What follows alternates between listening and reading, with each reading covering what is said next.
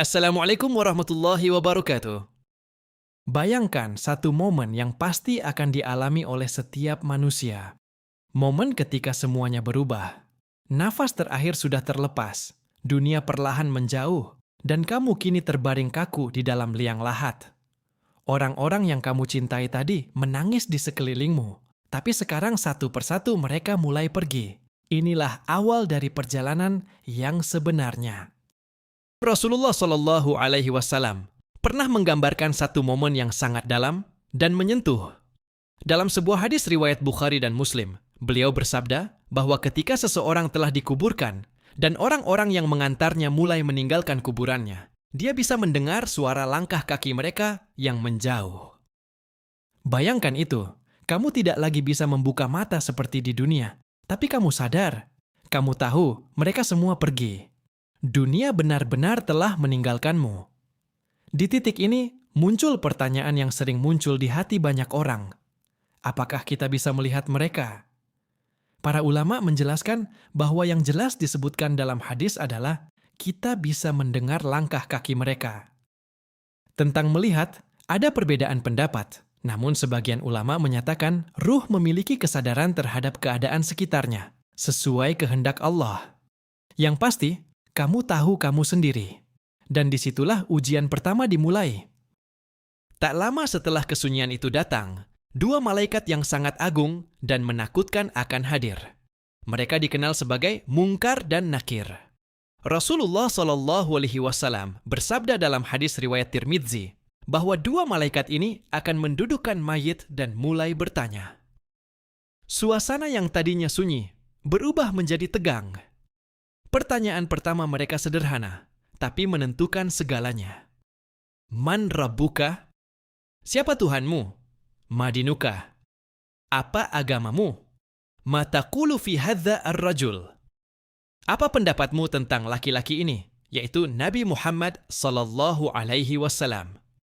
Disinilah bukan lagi hafalan yang berbicara, tapi iman yang selama ini kamu jalani. Jika di dunia kamu benar-benar hidup dalam keimanan, maka jawabannya akan mengalir dengan mudah. Tapi jika hanya sekadar tahu tanpa amal, maka lidah akan keluh. Allah berfirman dalam Al-Quran, Surah Ibrahim ayat 27. Allah meneguhkan orang-orang yang beriman dengan ucapan yang teguh dalam kehidupan dunia dan di akhirat. Para ulama tafsir menjelaskan bahwa ucapan yang teguh ini termasuk saat menjawab pertanyaan di alam kubur. Hari pertama di alam kubur bukan seperti hari di dunia. Tidak ada matahari, tidak ada siang atau malam seperti yang kita kenal. Tapi ada rasa, ada kesadaran, ada pengalaman. Bagi orang beriman, kuburannya akan dilapangkan sejauh mata memandang. Akan datang kepadanya sosok yang wajahnya indah, pakaiannya bersih, dan aromanya harum. Sosok itu berkata, "Bergembiralah dengan apa yang menyenangkanmu." Ketika ditanya siapa dia, sosok itu menjawab, "Aku adalah amal salehmu."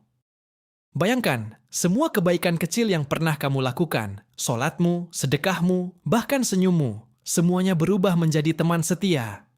Kubur menjadi taman dari taman-taman surga. Namun bagi yang lalai, cerita berbeda. Kuburannya menyempit hingga tulang rusuk saling berhimpitan. Datang sosok yang buruk rupa, bau dan menakutkan. Itu adalah amal buruknya sendiri. Rasulullah Shallallahu Alaihi Wasallam bersabda, kubur itu bisa menjadi taman dari taman-taman surga atau lubang dari lubang-lubang neraka. Hadis riwayat Tirmidzi. Apakah kita bisa mendengar doa orang yang datang? Ini pertanyaan yang sangat menyentuh. Para ulama menjelaskan bahwa mayit bisa mendapatkan manfaat dari doa orang yang masih hidup. Rasulullah Shallallahu Alaihi Wasallam mengajarkan kita untuk mengucapkan salam ketika melewati kuburan. Assalamualaikum wahai penghuni kubur. Ini menunjukkan bahwa ada bentuk kesadaran. Namun apakah mereka mendengar secara langsung setiap doa? Ada perbedaan pendapat. Sebagian ulama mengatakan mereka bisa mendengar dalam kondisi tertentu, terutama saat baru dikuburkan atau saat Allah mengizinkan. Yang jelas, doa itu sampai. Dan itu yang paling penting, doa anak, keluarga, dan orang-orang saleh akan menjadi cahaya yang menerangi kubur. Hari kedua, ketiga, dan seterusnya. Di alam kubur, waktu tidak berjalan seperti di dunia. Satu hari bisa terasa sangat panjang atau sangat singkat, tergantung kondisi.